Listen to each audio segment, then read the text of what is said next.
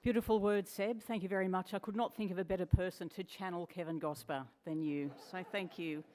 Now, one of the revelations you might have heard in Kevan's podcasts documenting his life story was that for many years, decades even, he carried a heavy disappointment in his heart by being eliminated earlier than he had anticipated in his individual event at the Melbourne 1956 Olympics, although he did go on to win silver in the relay team, as we saw earlier.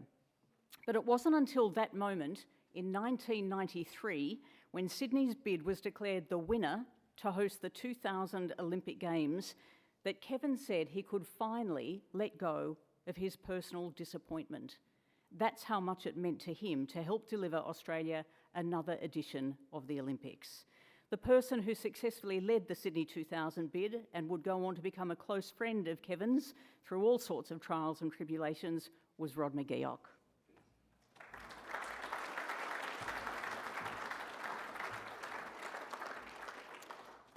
Thank you, Tracey, and ladies and gentlemen, it's a privilege to stand here and be asked by the family to make a contribution to the memory of a very great Australian. I know within this room there are one or two baby boomers. We're all sort of, born 1945, 46, 47, wherever it was. And so we were 8 or 9 in 56 when the games were on. And it was the start of television. And I was a young boy in Brisbane. And from the day those games started, I've been fascinated with the Olympic Games ever since. I don't want to have any bets later, but I can still name first, second and third in every event at the Melbourne Olympic Games. And it just stayed with me forever. And then an unusual thing occurred, which maybe not any of the rest of you had an opportunity to enjoy. After the Rome Olympics in 1960, Kevan Gosper and his hurdler friend, John Chittick, went round in a circuit of the private schools in Australia, sharing with all of the students in each school the de Coubertin message of combining education with sport to produce the right outcome for us all as appropriately balanced human beings. And so there I was at Knox Grammar School in 1961-62, and up on the stage is Kevan Gosper and John Chittick, and there's 1,000 boys in the assembly hall, and I listened to him knowing exactly who he was because of the 56 games. And he's been in my mind ever since. And so when we come along, as Tracey said, to the matter of Sydney bidding for the Olympic Games, I could be on sensitive ground here, but it's fair to say that by the time Sydney was given the opportunity to bid, Brisbane had bid for the Games of '92, led by Sally Ann Atkinson, who's sitting right there, wearing her Sydney bid scarf. And she was on the panel in Monte Carlo to convince everybody to vote for Sydney. And then, of course, Melbourne sought the 1996 Games, won by Atlanta, and came back really determined to have one more go. And that caused quite a dilemma in the minds of the AOC. John Coates came from Sydney, Phil Coles came from Sydney. Kevan wasn't sure just where to be in all of that. But in the end, the Australian Olympic Committee voted unanimously that it was time to give Sydney a go. And Kevan was part of that group that supported the bid by Sydney in an alliance that was made with Premier Nick Greiner, who was an outstanding person to put a bid together to unify a community before you started. And there's nothing like 3 years of competitive bidding against the likes of Berlin, China and so on to unite a community and have them totally focused on trying to win. And in passing, I'd say that might be just a little bit of what Brisbane missed, because it's been handed a Games and they'll do a great job, but without having had the chance to create that fraternity around a real bid where everybody's committed to it. And Kevan was like no other. And so I'm sitting in a law firm and I'm unaware that they're going to bid, and a headhunter says, "I'd like to see you." And so, long story short, I go around to the Mitchel library and I read the Olympic Charter like anything, and IOC members and bios, and get ready for the interview. And John Coates is on the interview panel with Kevan and so on. And the speculation in the newspapers was unbelievable. It was either going to be John Conrad's or Herb Elliott would be the CEO of Sydney's Olympic bid. And on the day it was announced, which was the day that the endorsement contract was signed between the AOC and the City of Sydney, I was announced as the chief executive. And the headlines in the Daily Telegraph the next day, which were as big as wars declared, was, "Rod who? Who is this guy?" And that's how I started. But Kevan took me under his wing straight away. And in the weeks that followed, down I came to Shell House here, where it seemed to me that every Olympic meeting was conducted at Shell House, and met all the different federation leaders. But Kevan just took me round to everybody to make sure I got comfortable, and so on. And then, of course, we had to launch this whole activity in Sydney. Kevan and Judy were in London, and who was the obvious guest of honour at this huge dinner at the Hilton Hotel to tell the community of Sydney that this was what we're all about? And Kevan was our guest of honour. And the first footage you just saw here of Vancouver, where he won that 40 yards, was footage that I found at the Commonwealth Games offices in Birmingham, because nobody had seen that footage before, including Kevan and Judy. And when we showed it at the Hilton Hotel at the opening of the dinner, there were tears in their eyes. It was just the most wonderful way to start. But it says something, doesn't it, just at this point in my remarks, that who would you have to stand up there as your main guest of honour when you're launching one of the greatest challenges in the world? You know, you're up against China, you're up against Berlin, the wall's just come down, East meets West, all that sort of stuff. And I've got Gosper. And, you know, you just see the steely determination in him and really what it was all about. Well, you know what it's all about. In our case, there were 93 IOC members, 29 international sporting federations whose sports were on the program, 200 national Olympic committees, and an Olympic media that was basically in Kevan's area as president of the press commission, as Ian Chesterman so rightly said. And what he did for us in the liaison with all of the international media was just immeasurable. None of us could have done that based out of Sydney. He was based in London. He knew them all. But I had to chase 93 votes and a range of people that were highly influential in the federations and in the Olympic committees. And what John Coates and Kevan had done, which none of us really ever kind of worked out at the time, was they bid for two other major Olympic events that were going to occur during the 3 years of the bid. And they bid for them and won them before Sydney launched the bid. And when the IOC brought out these rules that you shouldn't be doing that sort of thing, well, we'd done it, there was no retrospective effect of the rules.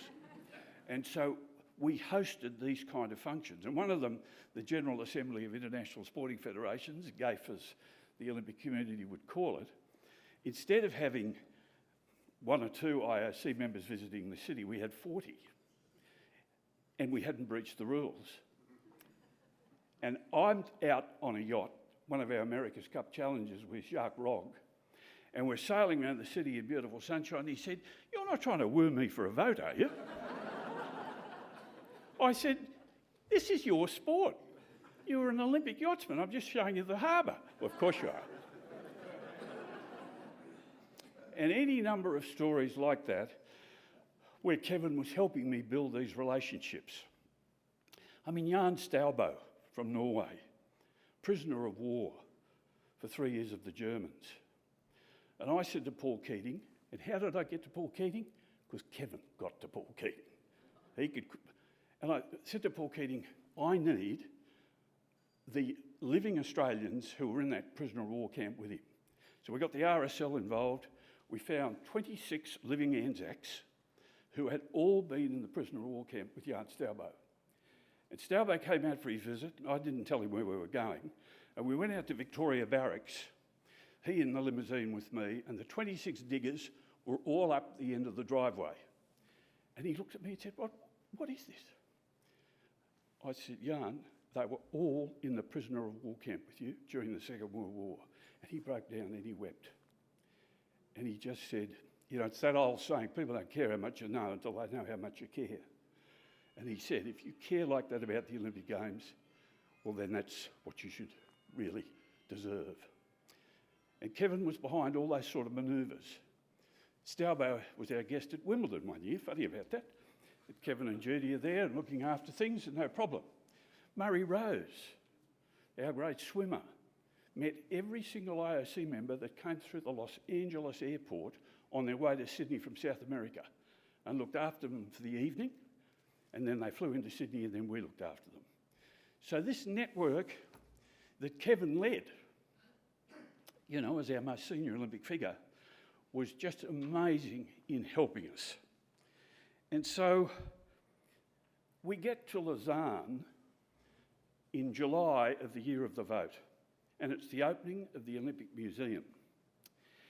And I've said to Keating, look, the Chinese will be there, so there'll be 100 terracotta warriors on the exhibition. What can we do? And, you know, we had the Golden Fleece art of Tom Roberts, we had the Brett Whiteley paintings, we had Indigenous art that made the terracotta warriors look like yesterday's dinky toy, and we put on a show that you've never seen. But there was one particular guest that we bought.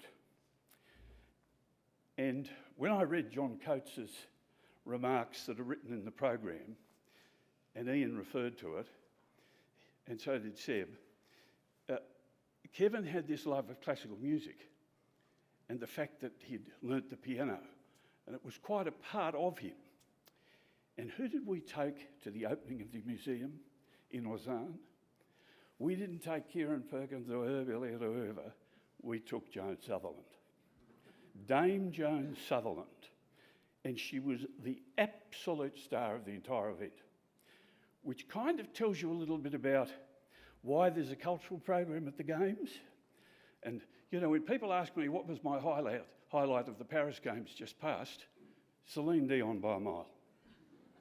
And so I like to think, as we heard here earlier, of Kevan's contribution on the Sports Commission, that it's not just about the elite, and it's not just about sport, it's about a bigger thing, about that de Coubertin idea of arts and culture and sport, and it all works together.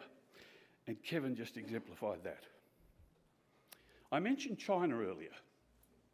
I had one real confrontation with Kevan during the Olympic bid. I could not get the international press to stop writing about how good it would be to have the Games in China. And I didn't say anything to Kevan, but I used a strategist from BHP, a woman called Gabrielle Melville, and I said, I want you to devise a strategy if we can change the story in the media. Well, off she went to London to Sir Timothy Bell, Margaret Thatcher's PR Sir Timothy Bell, and I went a month or two later to listen to the strategy. But Sir Timothy Bell said, I know what we're going to do. We're going to publish a book, the full story on China's human rights, and it'll be sourced out of here, which will probably hurt the Manchester bid, but let's get on with it. And it'll never be known that you, Australia, did it, and so on. So I'm back at a board meeting of the bid, haven't mentioned a thing, and Kevan Gosper says, Mr. Chairman, I'm just hearing a little whisper that Rod McGeoch down there is about to blow the place up with a book on China. Is this true? And I said, it's absolutely true. I said, we've raised $25 million of corporate sponsorship, and they expect me to try everything I possibly can to win this thing. And so I think it's a legitimate thing to only tell the truth about what might be happening in another part of the world. And he went, huh. Well, I don't agree. And nothing more was said, and we were about to pass to the next item on the agenda, and Kevan said, am I getting the message that Mr McGeoch is still going to do this attack on China? And I said, yep, you got it correctly. He said, well, Mr Chairman, then I formally move that he be prevented from this day from executing on that strategy, and it was passed with only a vote from me in support. But Kevan took an oath on that Olympic oath you take, and to him it was an inappropriate strategy. We're not here to denigrate other countries in the cause of just trying to win a bid, etc., etc., etc. And he was loyal to that sort of promise. And I thought, I can't disagree, and I accepted the result. So nothing ever happened about it. It got published in his book and mine, and I'm still here to talk about it, so the Chinese have obviously been fairly relaxed about the outcome. So then there's 7 years of organising the Games, and I don't want to talk too much more about the Games, but it was a rocky road, as it always is when you're organising an event like that. And Kevan had some very, very upfront moments of taking on the chairman. We had 3 chairmen during the life of the organisation of the Games. But of course, nobody had more influence around that board table with the well-being of a relationship between the IOC and the SOCOG than Kevan. And that was the masterful way that we managed our way through, where sometimes there were pretty difficult issues. And we got there in the end in Monte Carlo because Judy and Kevan, based in London, looked after a whole range of the votes that only they could access. I mean, there are IOC members that don't want to see bid people. There was a Duke in Luxembourg, various other ones who they don't deal with bid people. But you can't say no to Kevan Gosper, can you? And so Kevan got on the plane endlessly to go and see members of royal families, to go and see the very high echelons of people in the Middle East countries, the princes and princesses and so on, endlessly for me to go and get those votes. I remember Jean-Claude Genga from the Congo, and he's in Kevan's book as one of the ones he had to chase to get the vote. And Gough Whitlam was in our entourage at the time with Kevan and I, when I said, come on, we've got to go over and talk to Genga. And Genga's got 4 or 5 children, and were in various universities and institutions around the world. Some used to say cynically in previous cities that had bid. I'm not sure about that. But there we were, and I said to Jean-Claude, how are the children? Well, he raced through, well, there's Jean-Philippe, and then there's Vivian, and so on and so on. Very impressive list. And Gough Whitlam said, well, do they take after their mother or their father? And Jean-Claude Genga said to Gough Whitlam, oh, the mother, because you always know who your mother was. And Gough Whitlam said, I beg your pardon? Kevan's right there with me, as we have to steer our way through all that sort of politicking before one Antonio Samaranch read out, and the winner is Sydney, which Bruce Baird always said was his pronunciation of Beijing in English, but it wasn't.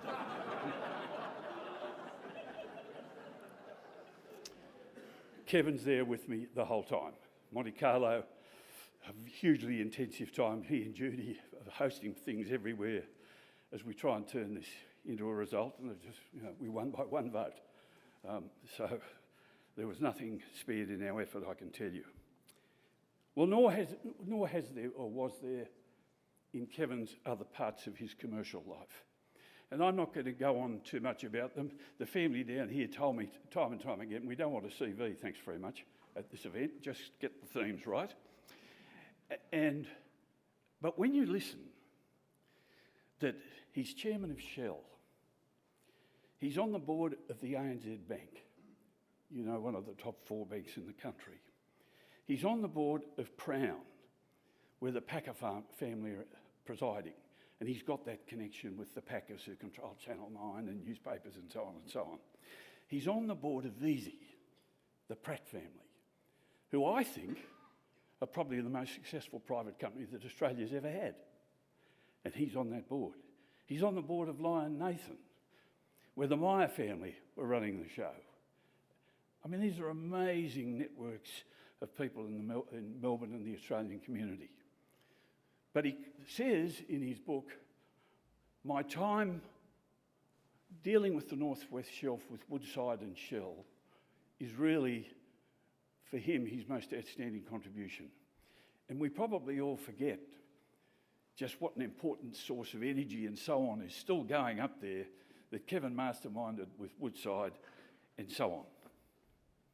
And then, 93 through 96, the Victorian government decides that the 211 municipal councils is about 200 too many. And talking to Jeff Kennett this week, and incidentally, if it hadn't been for some medical appointments, he would be here. But I did speak to him and said, look, after you'd emasculated all the local governments and got them down to 70, you appointed a set of commissioners for the City of Melbourne, and Kevan Gosper was your chairman. He said, that's right. A few other expletives, and then said, his service was valuable, highly professional, delivered with vigour and great focus, and the state is forever indebted to him. And if you know Jeff Kennett, he doesn't mix his words, and he means exactly what he says, because believe me, I was on the end of them once. I decided in Sydney, after the winning of the bid, that we should model the Committee for Melbourne in the Committee for Sydney. And so we created the Committee for Sydney, and I was its inaugural chairman.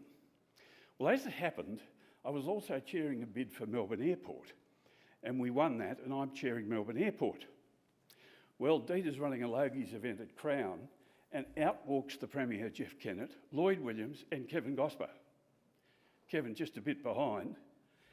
And Kennett just walks up to me and he said, look, I've had enough of the chairman of the Committee for Sydney running my airport. Now, what are we going to do about it? I said, well, you tell me who you need and we'll fix it. And that's how Don Mercer became the next chairman of Melbourne Airport. But it's, again, who's there right beside the Premier? Concerned about the airport? Kevan. And so it went on. And I don't think anybody else has mentioned he was also chairman of National Australia Day Council. You know, it just goes endlessly on, this whole thing. And so it is that I just came, we've both had homes in Noosa, we've both still got homes in Noosa, and Judy and Dita played a lot of golf, and I just sat with him because he couldn't play at that point. And we used to call them board meetings, and we just cover all of the issues of the world endlessly. And he just loved that discussion. As Seb said, everything's in order, got a view on everything, and so on and so on. And still informed right up to the minute. An amazing person. And so when I sort of think about it all, I sometimes go back to a book that William Bennett wrote called The Book of Virtues. And in it, he lists what he says are the 10 critical virtues. And they're these: self-discipline, compassion, responsibility, friendship, work, courage, perseverance, honesty, loyalty, and faith. And he had them all, Kevan Gosper. He had every single one of those virtues, without question, 100% for every one of them. And that's the man we're talking about. So how I like to think of it is this. In my learnings of the Olympic movement, and God, there's nobody a finer example of it than Sebastian Coe. When you see these athletes compete in their national colours and so on, de Coubertin reminded us that that athlete was not only doing an honour to himself, he was doing an honour for us all. And that's what Kevan Gosper did. He was an honour to himself and he was an honour for us all. And that's how I remember him.